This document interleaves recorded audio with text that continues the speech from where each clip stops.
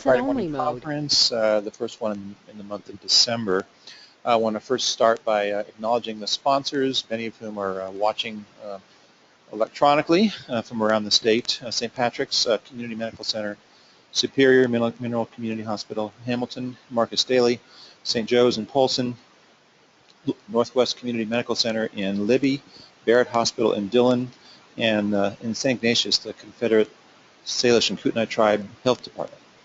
It's our pleasure this morning to welcome Dr. Brian Mays, who's a research assistant professor in exercise physiology at the School of Physical Therapy at the University of Montana.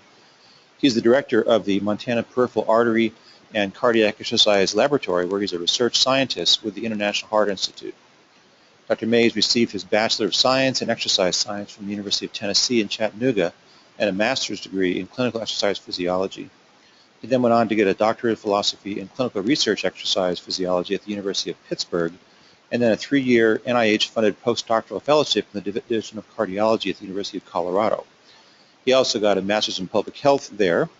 He holds an adjunct professor of medicine position at the Division of General Internal Medicine at the University of Colorado. He's currently the principal investigator for 2 NIH-funded clinical trials that seek to improve the health and walking outcomes of patients with peripheral artery disease. The first project, a 5-year NHLBI K01 Career Development Award, aims to determine the effect of a community-based exercise program with detailed training, monitoring, and coaching that is enhanced by peripheral artery disease patients' perspectives.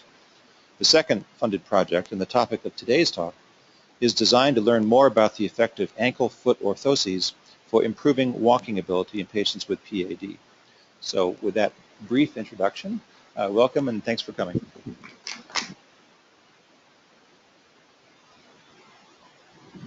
Can you hear me all right? We good? I see a thumbs up. All right, thank you. Well, so first off, I want to thank everyone for being here. I want to thank St. Patrick Hospital as well as leaders and organizers of the Friday Medical Conference for this opportunity to present to you today. I really think this is a great platform, an opportunity for researchers and clinicians alike to discuss and present on topics of interest that could have an impact on the health outcomes of patients in Western Montana and beyond, for that matter. My primary interests are in trying to figure out how to get people to exercise. So, as you heard in my bio, I've got a lot of exercise, physiology background, with a couple of different training areas, obviously in cardiology and public health. But, exercise, it's like medication. You can have different doses. It impacts health of folks from head to toe in a lot of ways. I think it's just hard for people to actually do it. So it's that implementation piece that I'm really interested in. And specifically when you start talking about patients with peripheral artery disease, it can be really challenging. So what is peripheral artery disease? I probably have a pretty savvy crowd here, but the clinical manifestation of PAD occurs as a result of the development of atherosclerotic plaque in the intimal layer of the arteries of the lower limbs. This results in stenoses, which are partial blockages, and or occlusions, which are full blockages in these arteries. So it effectively causes a decreased blood flow to the muscles of the lower limbs. It can occur unilaterally, bilaterally, it can be diffuse, so widespread, or it can be focal. So it really presents in a number of different ways. And so I've got this slide here, or this picture on the right, just shows this person's right leg. This is a normal artery. You see my laser pointer? Okay. This is normal laminar flow. Okay, so no occlusions, no stenoses whatsoever. It's normal blood flow. Over here on the left leg, looks like, what is that, the popliteal or the tibial arteries. You've got decreased blood flow because of the plaque development. So this is turbulent blood flow. There's a high velocity increase in that blood flow leading up to the lesion, and then it drops off precipitously after the lesion. So this is a problem. It's estimated that currently over 200 million people are affected by PAD worldwide. Affects up to 12 million U.S. adults. Its prevalence rates, I've got it listed here as higher in men than women. It's really equivocal, actually. It can be higher in women in some cases. Some studies report. Other studies report they're about the same. So The key is that there's not a huge difference between the two typically. Race and ethnicity play a role, so it's higher in non-Hispanic blacks than non-Hispanic whites. 2.9% prevalence higher. And then here I've got depicted, this is from the Transatlantic Societal Consensus document, just showing the prevalence based on age group. So you can kind of see the trend, right? As you get older, prevalence of the disease increases. Briefly, some of the risk factors. So smoking, diabetes, those are your top two. Smoking, the statistic on that is it's somewhere 84 to 90% of all patients with PAD were either past smokers or current smokers. So it's a big risk factor. Odds ratio of having the disease based on your smoking history is pretty big. Diabetes, that's the big one too. Patients have a higher risk of arterial calcification and as well as limb loss if they have diabetes and PAD. So you typically don't want to have the two concurrently. Inflammation is a risk. Family history, believe it or not, hypercholesteremia, C-reactive protein levels, all these contribute to development of the disease. But really, just think about these top two. Those are the two big ones. So terminology, again, PAD presents in a lot of different ways, to classify it. You have atypical symptoms here in the middle, asymptomatic, where patients don't really have any symptoms whatsoever. They still have the disease, you just don't know it. There's claudication, which I'll talk about here shortly. The more severe disease, and if the blockages and stenoses are in the lower limb, in addition, you can develop critical limb ischemia, and the prognosis for these patients it's really grave. There's potential for limb loss, tissue loss, obviously. They have rest pain is the big symptom. But today I'm just going to focus on folks that have claudication. Okay. So what is claudication? Well, for those of you who don't know, etymologically it comes from the Latin word claudicare, which means to limp. And I put this in here. I'm not a historian by any means, so I'm still trying to figure this piece out because I read all these different accounts. But legend has it that the term was so named after the Roman Emperor Claudius, who walked with a limp. This is in the 40 AD time period. Although other accounts say he was given the name Claudius because of the limp. So it's a little confusing on how this all came about. It's an exertional symptom though. So it's most common in the calf. It's because the calf consumes more oxygen, so patients typically experience it there. But not necessarily just in the calf. It can also occur in the thighs and buttocks, and it depends on where the lesion is as well. Pain, aching, tightening, stiffening, cramping, burning, these are the terms that patients use to describe it. So basically they walk and they get this, it's sort of like angina, it's like heart disease of the lower limbs. They get this pain in the muscles of their lower limbs and they have to stop, and it gets so severe. And so what happens when they stop? Well, it goes away, typically.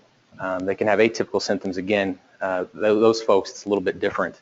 The symptoms may not go away, or the symptoms may actually disappear when they walk. But in patients with claudication, they can stand. So I've had patients tell me that they'll rock back and forth like this, and the symptoms will dissipate. 10 minutes and they're typically gone. We prefer folks sit, and it makes it go away a little bit quicker and allows them to get up and walk some more. So obviously this is going to impact their walking ability, right? So functional ability, ability to walk in communities, walking over to their friend's house or to the grocery store. It's a challenge for these folks. Patient-reported outcomes, so quality of life obviously is affected, especially physical component summary scores. They just don't feel like they can do what they used to be able to do. And really the serious risks here that I've listed, cardiovascular, cerebrovascular event rates are higher in these patients, and chance of death in 5 years of 15 to 50%. Again, that depends on the severity of the disease. So CLI patients are in that higher end of that risk. But I thought this was a pretty sobering statistic too. I got this out of that Cleveland Clinic Journal of Medicine. It's 10-year lower life expectancy upon diagnosis of the disease. So it's pretty serious stuff, I think. And it's really expensive, too, to treat. $4 billion annually in the U.S. A lot of these were open bypass surgical procedures, which I think does have a great benefit for these patients, but it's an expensive treatment option. In addition, the awareness of the disease probably isn't where it should be. Now, this is a little bit of an older article from 2007, but it was a community-based awareness survey that was given out to thousands of just standard community-dwelling individuals just to see if they had heard of PAD, and if they had heard of PAD, how familiar were they with the disease. Roughly 3/4 of the people that were surveyed had never even heard of it. And the quarter that had heard of it, they didn't really know much about it. They didn't know any of the risk factors, and they didn't know treatment options. So we can come a little bit further on this piece, getting people aware of the disease and the risks that it poses. Okay, so treatment options. Well, there's open bypass, like I said. And again, I'm not trying to down open bypass. I think this really does improve the blood flow for patients that have those blockages where they can't get the flow to the the muscle of the lower limbs. Endovascular therapy, so stents. We're inserting the wire into the arteries. Balloons. They work pretty well also. Patency is a little bit better for the open bypass versus the endovascular therapy group. There's medications. There's only a couple approved in the U.S. by the Food and Drug Administration. It's pentoxifylline and cilostazol. They're not all that effective. Pentoxifylline really isn't even prescribed. Cilostazol, it's marked with side effects. Some patients have nausea, stomach discomfort. They just can't take it. And also there's a black box warning on cilostazol. You can't take it if you have heart failure, which heart failure and PAD can go together sometimes. The European groups have a number of different drugs they're testing out as well, nitidrafural, uflotamil, a couple others, so maybe they'll make their way over here. And then there's, of course, walking exercise, my area of interest. Walking is the best thing going, in my opinion, for these patients. There are other different modalities as well, cycling, upper arm ergometry, pole striding. I don't recommend this form, but you get the idea.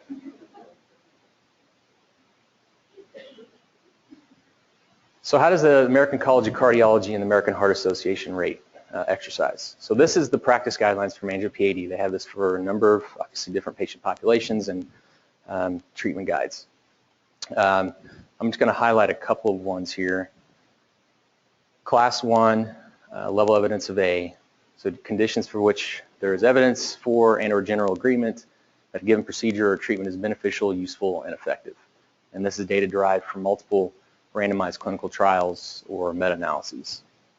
So remember the blue. Class 2A's usefulness, efficacy is less well established by evidence or opinion, and data is derived from a single randomized trial or non-randomized studies. So that's how we rate exercise right now for peripheral artery disease. Supervised exercise programs are given the highest. They work. Unsupervised exercise programs, so those that occur in community settings, they don't really work. It's not well established as effective initial treatment modality or even after any kind of surgical procedure for patients with claudication.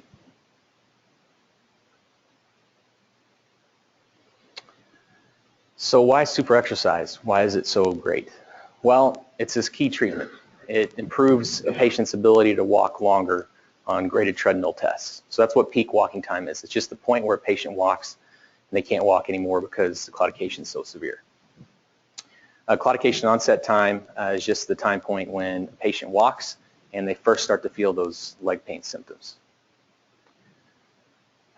These types of programs are in hospitals, clinical settings. Walking exercise on treadmills recommended. Cardiac rehab has you doing a number of different things for folks, but just throwing patients on a treadmill it's the best thing. And there was this big study that was done a number of years ago where they compared endovascular therapy, supervised exercise, and then just optimal medical therapy, so advice to go home and walk. And the supervised exercise group improved 6 minutes in their ability to walk longer on a treadmill from a stress test, and then 3-minute improvement in claudication onset time from baseline. I mean, that's a pretty big change.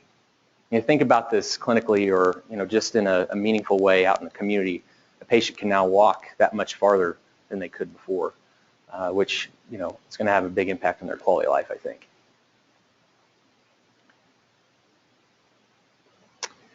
But these programs have barriers. It's not reimbursed by insurance, so they actually don't really exist unless a patient wants to go out and pay for it. Or if they have PAD and have had a recent heart attack, then they can get referred. There are a number of different ways and avenues to get them to a cardiac rehab setting. But just saying patient has PAD, you're going to go get it paid for now, and get 12 weeks of exercise, it can't happen right now. At least from a Medicare standpoint. There are some private insurance companies I've heard that do pay for it, but they're few and far between. In addition, inconvenience of going to a clinic. So you have to go several times per week. You got to do it for 3 to 6 months. You really should be doing it for a lifetime, right? And so are patients going to do that? Are they going to drive to a clinic or a center, particularly in Montana, where they may be from, I don't know, Libby or even Butte, or coming to Missoula that many times over an extended period of time? I just don't think it's really feasible. And it's really problematic in those rural settings. Okay, so what about that 2B level evidence B, community-based or unsupervised exercise? Well, it's go home and walk, and this is what patients get. If you have PAD, your exercise therapy advice is that it's go home and walk and do the best you can. And the results of the standard of care for the exercise therapy in the communities, this was recent trial or a review in Cochrane database, systematic reviews. Supervised exercise improved those walking outcome, performance outcome endpoints, peak walking time of 4.5 minutes, and 2.9 minutes were lower in the placebo group as well, or the community group. So, they really, when they're told to go home and walk, at least in the research trials out there, they usually stay about the same from baseline. They may improve slightly because they're in a research trial, so they're going to try a little bit harder.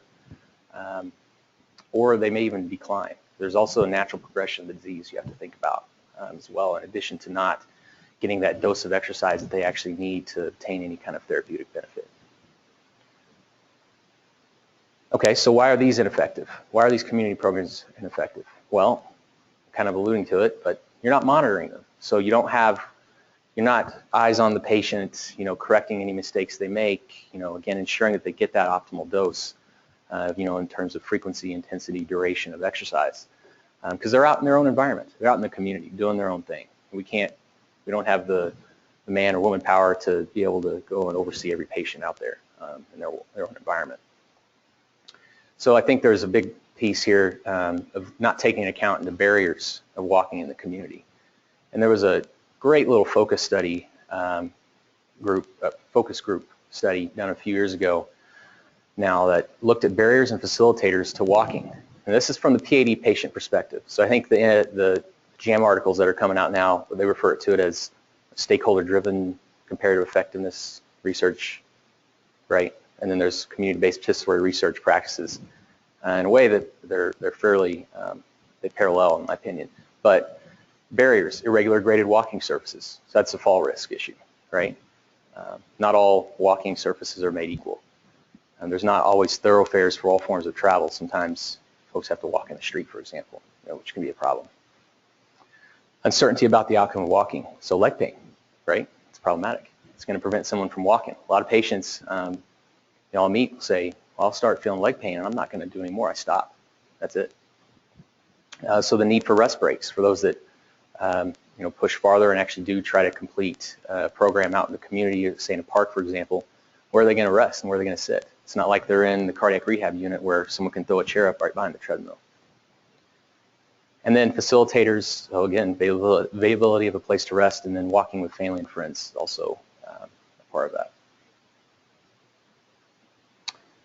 So this leads into ankle-foot orthoses. Okay, so what are these things?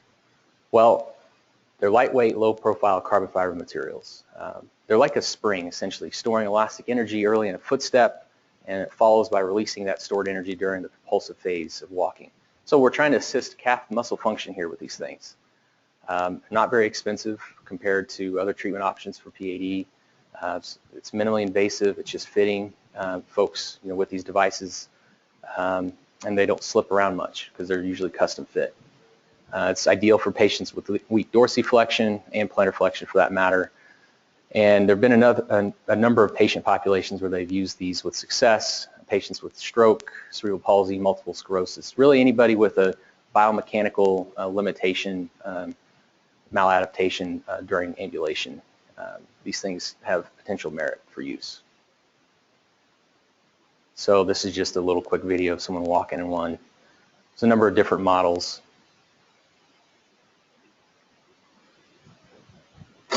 And I like props, so we have a small enough group. I'm going to pass this around and let you all bend it and play around with it.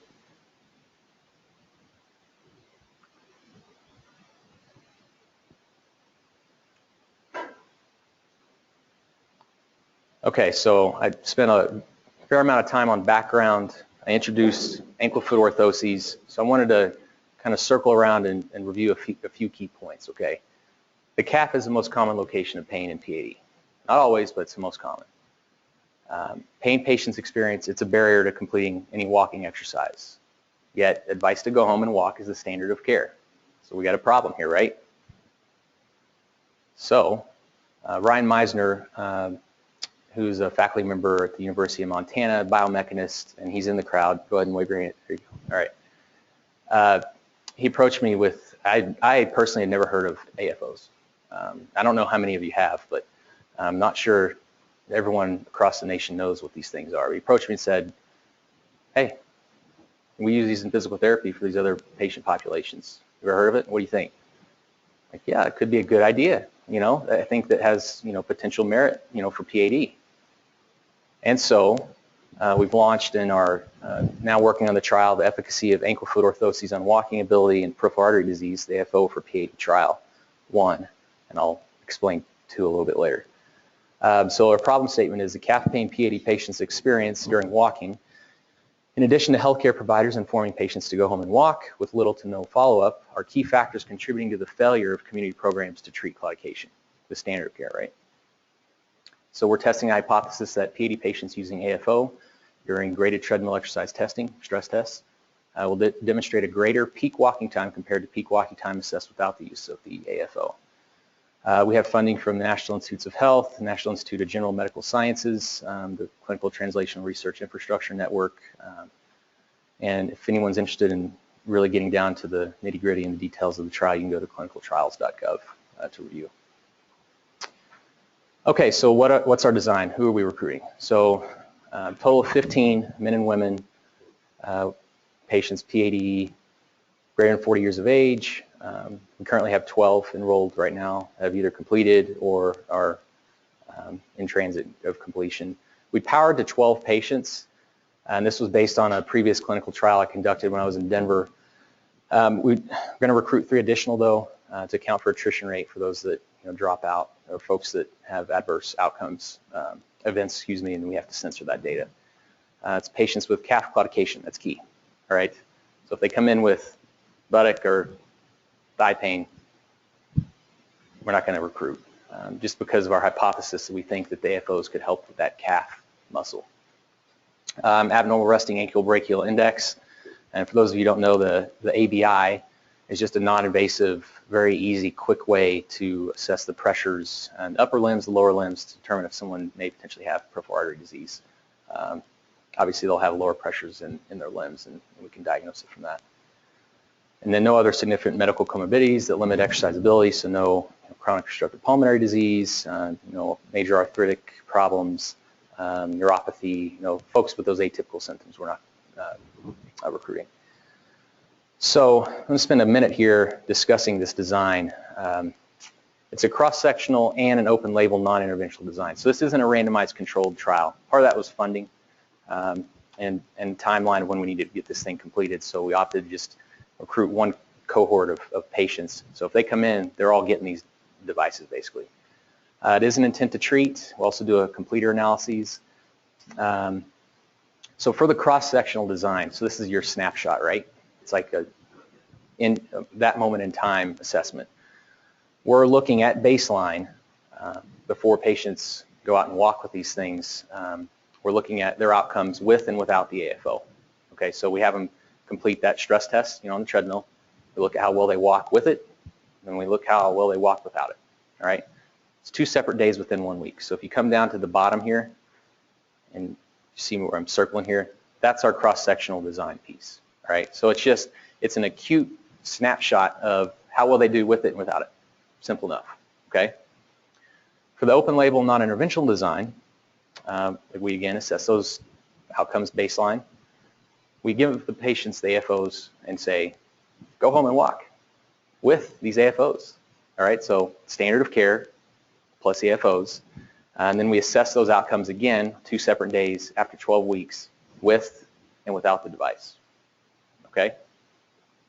We're also, and I haven't done this, I won't be talking about it today, but this fourth bullet here in the second section, we're comparing the change scores for outcomes at post 12 weeks, so between baseline and 12 weeks with the historical control group. So, it's not an RCT, but we are at least going to compare it to a control group folks that I've worked with in the past.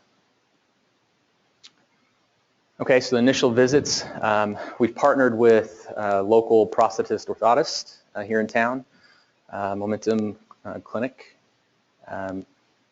Each patient wears a device for 1 week, so I need to back up. So we go in and we send the patients to them first. They fit these things to the patient, so shoe size, I don't know, Ryan, what do they do? They grind it down and, yeah. Yeah, so they can manipulate and alter the AFOs to where it's comfortable for the patient to actually use. And so they wear it for a week. It's the walk-on reaction AFO by Otto-Bach is what we're using right now. So they get used to the device. We want them to get comfortable, but not derive any effect from using the devices that you get over a longer period of time. We also, and this was a concern for me initially, because of the impaired blood flow these patients experience, I was concerned about adverse contact with the skin, because you can see how they're kind of fit snugly, to the lower limb. Wounds can be an issue in PAD, so if you have, a cut or toenails aren't cut properly, or, they fall and bruise and bang up their leg, there's potential that it may not heal. So, I was really concerned with, okay, these things are going to be tight, they're going to be walking and rubbing on them, and it could be problematic in terms of something that doesn't heal down the road. I'll just tell you right now, we haven't had that problem at all. These things, the way we're fitting them to folks, the experiences that they're telling us are obviously visual inspections of the feet and, the limbs, lower limbs, totally fine. We assess, again, walking ability on a treadmill. We're also assessing VO2 peak oxygen consumption via respiratory metabolic analyzer. Functional ability, we're all probably familiar with the 6-minute walk test. So we're just seeing when patients get claudication with and without the devices during the 6-minute walk, as well as how far can they walk over that 6 minutes with and without the devices. And then, again, how far do they walk before? So not just how long, but how far do they walk before they get that leg pain with and without the devices. And 6-minute walk, I think, is important to assess. It's really starting to come out big in the PAD literature because it's been linked to clinically meaningful changes in outcomes to mortality and community functionability and quality of life. So one cool thing that we're doing is we're blinded to whether or not patients are wearing these during these tests, because we don't want to provide any indirect or undue bias.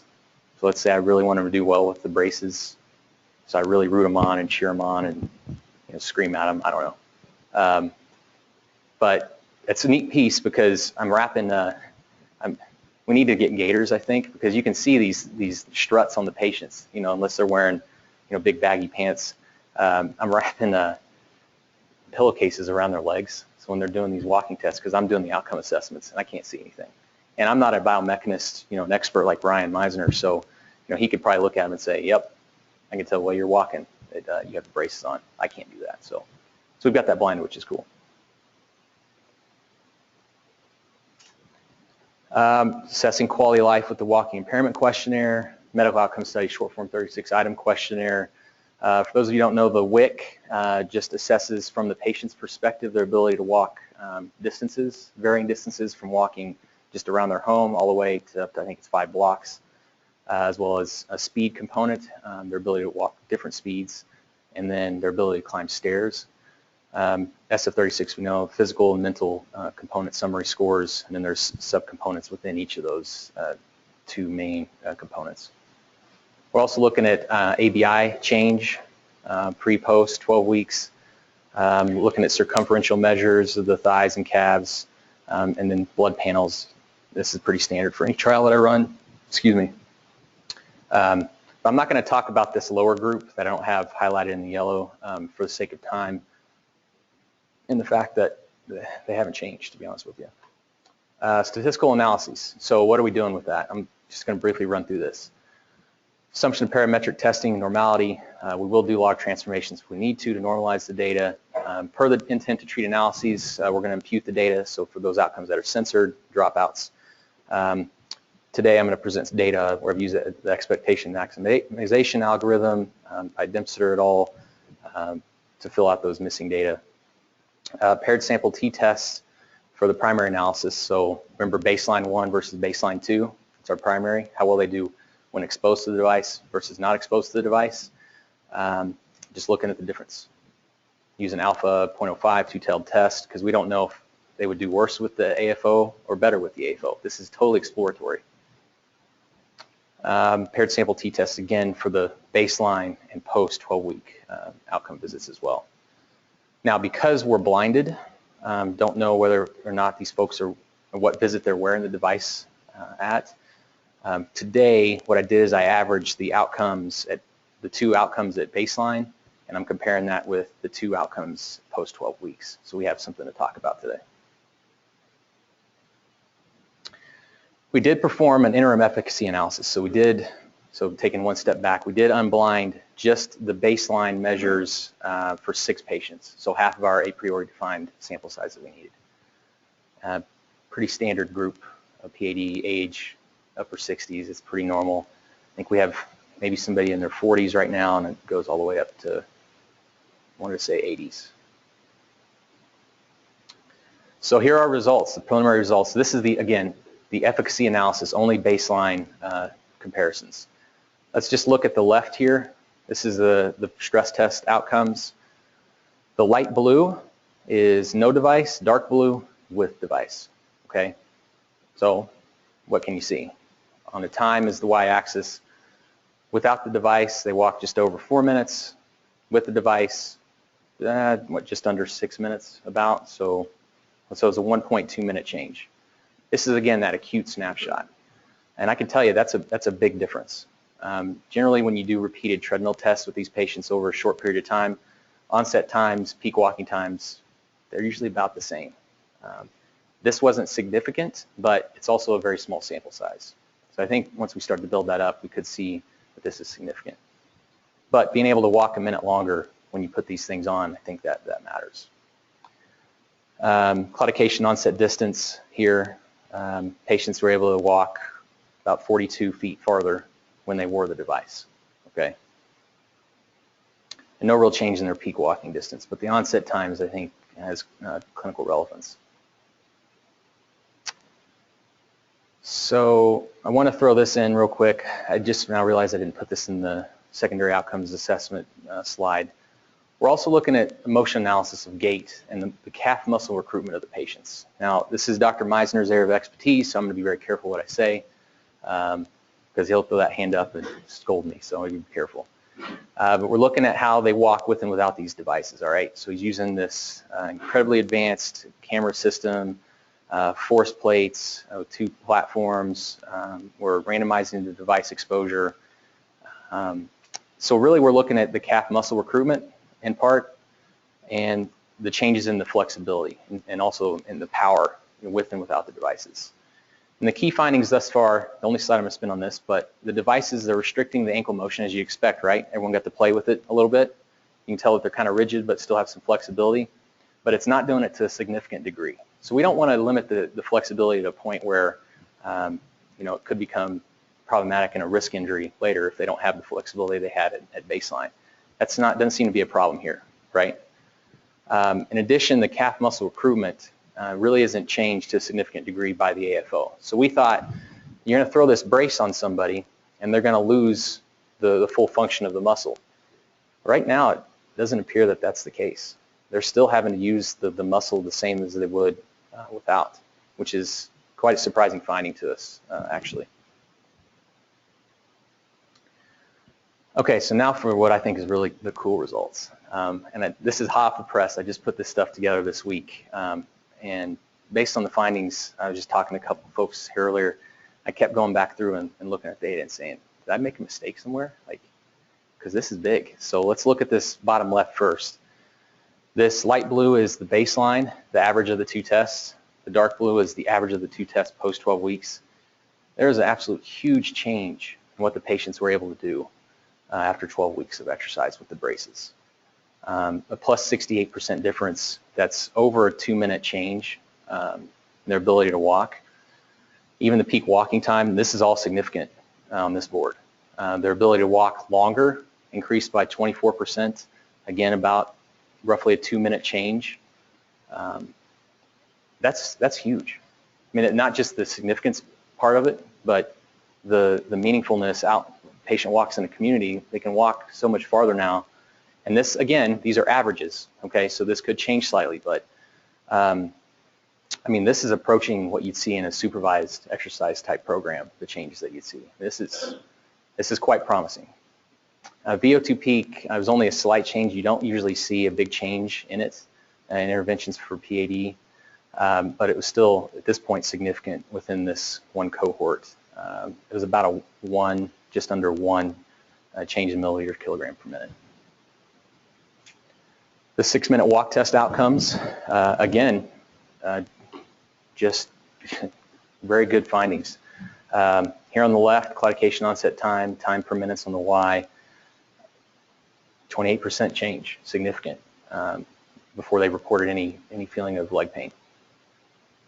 Claudication onset distance as well, 37% increase. So they were able to walk not quite 200 feet longer before they reported any kind of leg pain. And then they're also able to walk, this comes out to about 45 meters, I calculated that.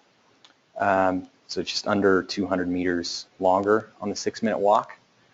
And so they actually have evaluated clinical meaningfulness in 6-minute walk times, and 50 meters is considered a big change for patients. And we have just under that right now for that large meaningful change.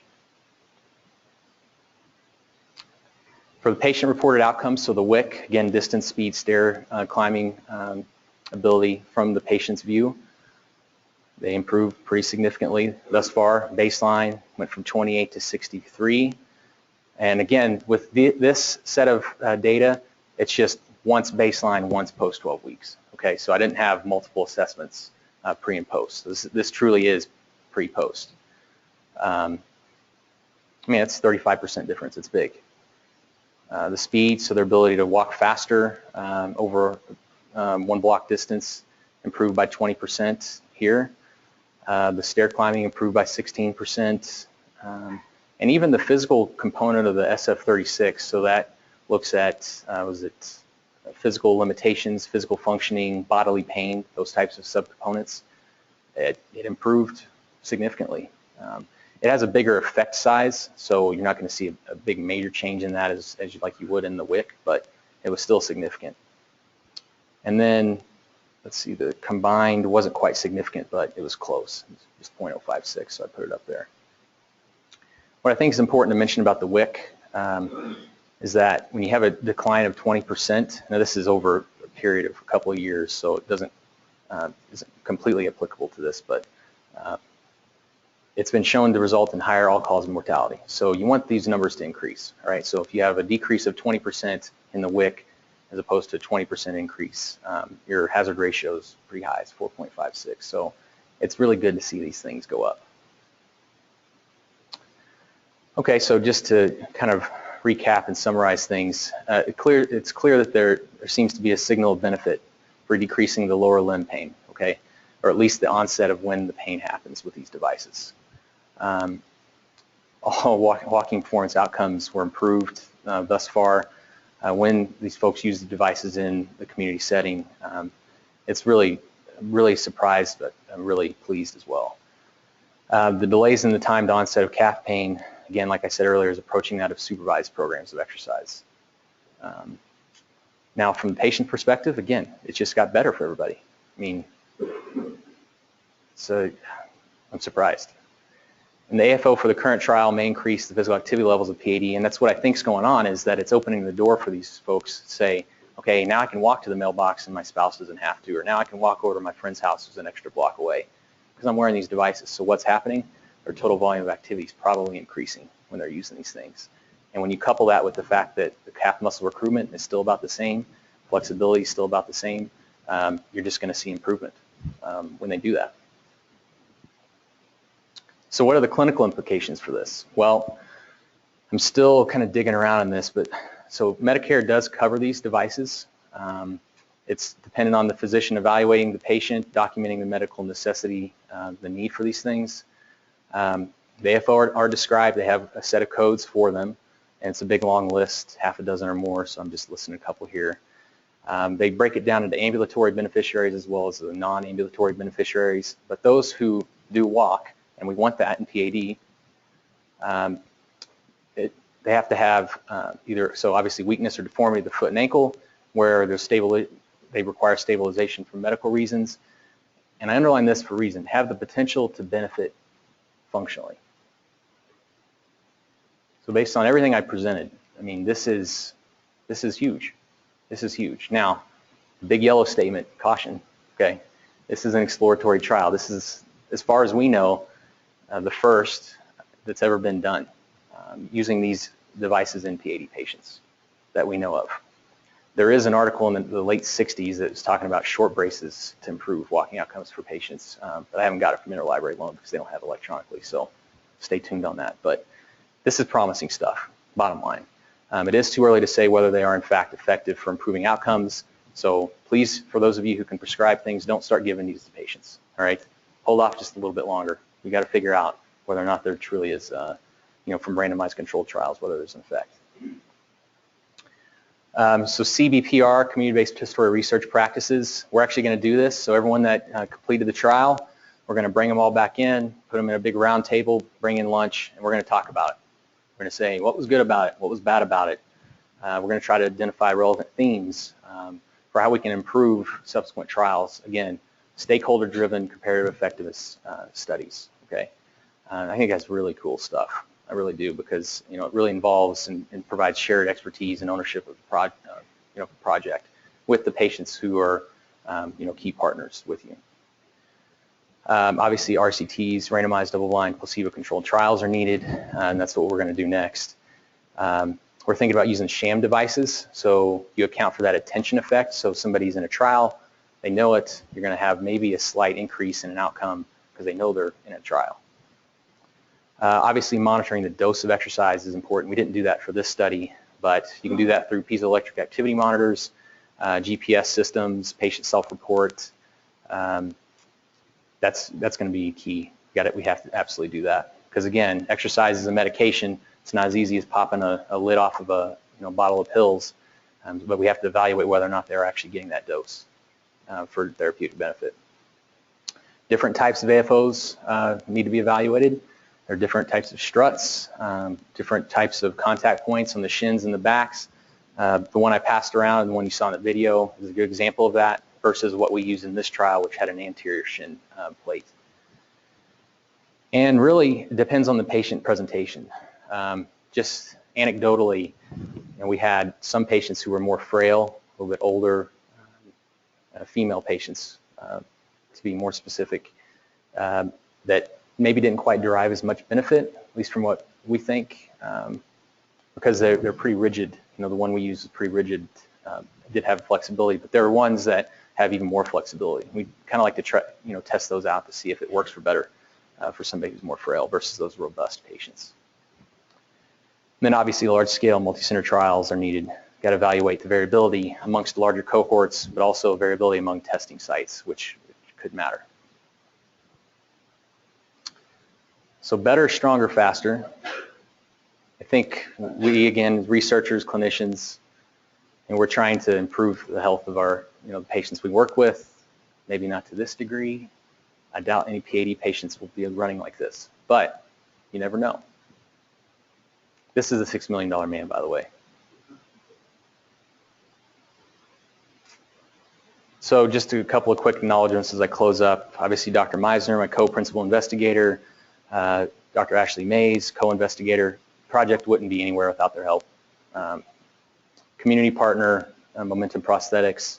Again, we don't get this thing off the ground without their help and without funding. So I have to thank National Institutes of Health, National Institute of General Medical Sciences, Clinical Translational Research Infrastructure Network, and Bob Langer out of University of Nevada, Las Vegas, who's the PI of the major parent grant that is supplying these pilot projects and mini grants to researchers like myself and Dr. Meisner and Dr. Mays. So that's it. Questions? Go Grizz. So, my experience with yeah, thanks.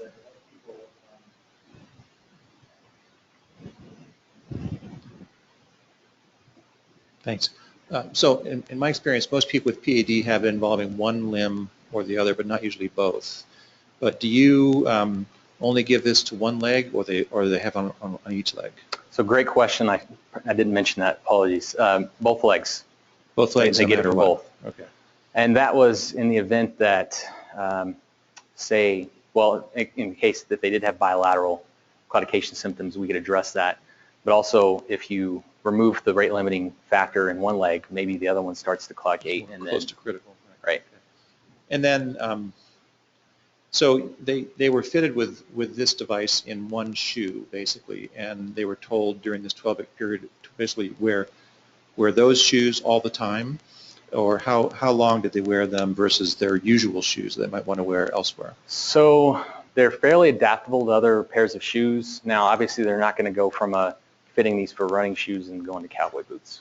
Okay. If you had a major change in the shoe type and the way it was fit, then they wouldn't work. So they would have to fit it, in the one set of shoes. But basically, they were told to wear this device all the time whenever they were walking. We told them, do what you want with it. If you want to wear it all the time, great. If you just want to wear it when you go out and exercise for an actual exercise session, that's great. It was very much go home and walk, but with these. But nobody was on a treadmill. None of this was gated, nothing. So it was just go home and walk for 12 weeks and come back. Okay. Yep. All right, thanks.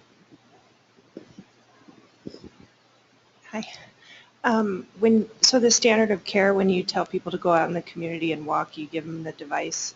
What are the specific instructions you tell them? Like walk every day, or 3 times a day, or X minutes, or? Yeah, it's a couple times a week in terms of sessions. Walk up to 50 minutes. Walk, rest, because again, they have to stop typically. Even with these devices, I think we're not putting these folks in wheelchairs here. Okay, they still get the pain, obviously. So we tell them, go out, rest. When you do feel the pain, try to do that for up to 50 minutes of this walk-rest, ratio or window. And then, yeah, frequency, intent. So in terms of intensity, we tell them just to go to about moderate. They have to be exercising regularly with the devices, not just put the device on and then go about your normal daily activities. We didn't care for this. It was really, we didn't have any hands-on time with the patients over that 3 months. It was, so that's why I think evaluating the dose of the exercise is going to be important, as well as getting them to report to us whether or not and when they're wearing the devices, in addition to the control patients, how much exercise they're actually completing, with those sham devices, to see if there's a difference. Because right now it's kind of up in the air, right? So maybe there are other factors that have led to these improvements over that 12 weeks. But I can tell you, the past studies in these patients, you tell them go home and walk, they don't have changes like this. It really doesn't happen. And that's across the board for decades now. Thank you. Yeah.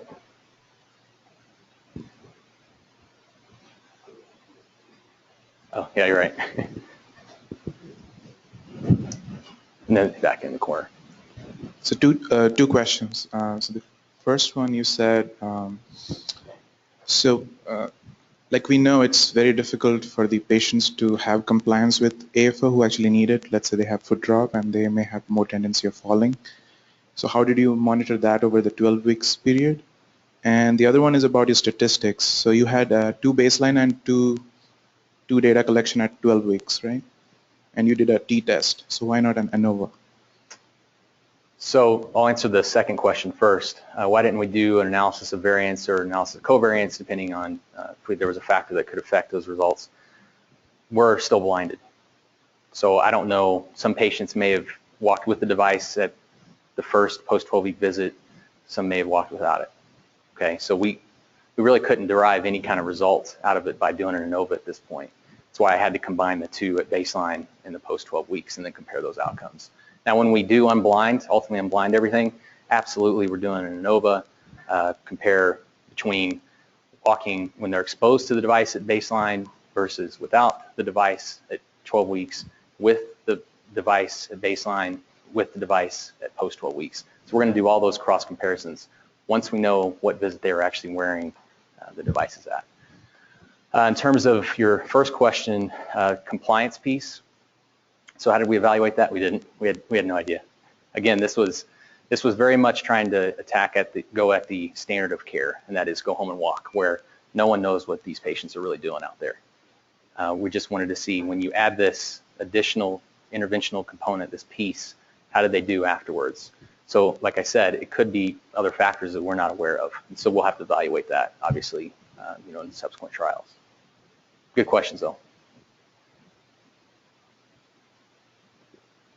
All right, so my understanding of the pathophysiology of claudication is that you have an oxygen demand mismatch going on, and so I'm just wondering, since you guys tested muscle recruitment and you said that it was the same whether or not they were wearing the device, do you have a hypothesis as to what the mechanism is here? So that's a great question. I'm glad Dr. Meisner's here, so I think he'll probably be able to answer that a little bit better than I can, because that's his area. Sorry to put you on the spot, Ryan. Good question, thank you. I'm not sure what the exposure variables that make a difference. Our hypothesis was recruitment in the muscle metabolic use during the task. We test them in the lab at self-selected pace when they do the treadmill walking tests. We can't get the motion analysis system and the EMG at the same time, so we're making some analogies of what happens during the test versus what happens when they walk with them in the community or self-paced. So maybe there's something different there that I'm just failing to capture. So I don't know if I can answer with confidence. I do know that their motion is restricted slightly. So maybe that's the exposure variable, is that the muscle contraction, the amount of excursion is different. What I was excited about from the motion analysis is the muscle, there's kind of an adage in rehab, if you brace it, you make it weaker, with the idea that the recruitment shuts off. That doesn't seem to happen. They still recruit the muscle close to the same, in some patients actually more. So it's like they're using them both together instead of just depending on the brace.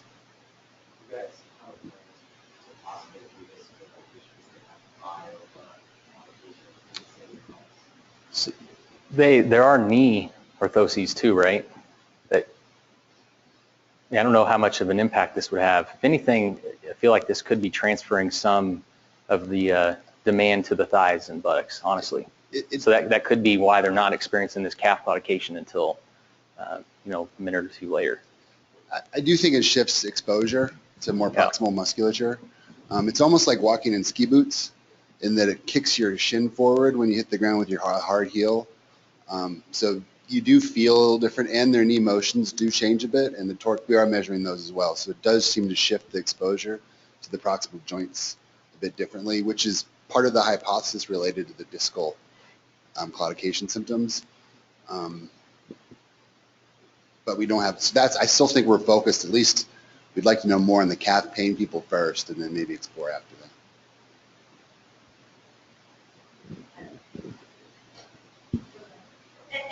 none of these people, they all had abnormal ABIs. They were all under 1. I mean, I think your Under average is 9, like 0.9. 0.9. Mhm. So none of them had had a runoff. Yeah, some of them had. Some of them probably, had. Okay. they may even had previous revascularization, Okay. but maybe it didn't normalize. They were still having symptoms. I have to go back and look though. That's a great thing, and we'll have to include in the publication. Obviously, is a bit more on the presentation of the patient. Just have a question on PAD in general. So walking improves ability to walk. And why is that? Does that stimulate growth of collateral blood vessels, or does it desensitize them to pain? So maybe, Time, so or- the pain piece, yes. I think pain tolerance increases with exercise training. The big one though is just at the local level. So the ability to extract oxygen at that level based on the blood flow that they have available improves. So you get changes in mitochondria size, number, all the local adaptations you would get with exercise training. I think that gets better. Generally, flow doesn't increase following exercise training. You have to do the revascularization procedures for that, so the open bypass and the stenting and angioplasty and ballooning, which I think is super important. I think really you got to be combining the two of these things. I think you got to do both: improve their flow, improve their function. It's my job, right? Bring those two together. It's just like cardiac rehab. They get a stent. What do? They go to cardiac rehab. So why don't we do this in PAD? So we're just trying to work right now on trying to improve that function piece, after or in the community. Another question, sorry. So your studies go 12 weeks, and there's been improvement, and even, well, with standard of care as well, with supervised exercise. Does that improvement continue beyond? Have they studied? Is it that if you keep walking lifelong, it keeps improving, or does it improve to a point? So Stable when you remove any kind of supervision, generally you start to see drop-offs. So you get to see the downhill, decline in those outcomes. That's why I think study in this area is so important, because you can't always be, supervising the patient in the hospital. They're going to go out and do things where they live. The disease progresses; it gets worse over time. It can stay stable too, but it's like with anything. As you get older, you saw that one graph that I showed where the prevalence started to increase. The natural progression can lead to fall off in those outcomes as well. But yeah, if you exercise and you walk, we know this, you're going to be able to maintain or attempt to maintain your normal level of function. Thank you.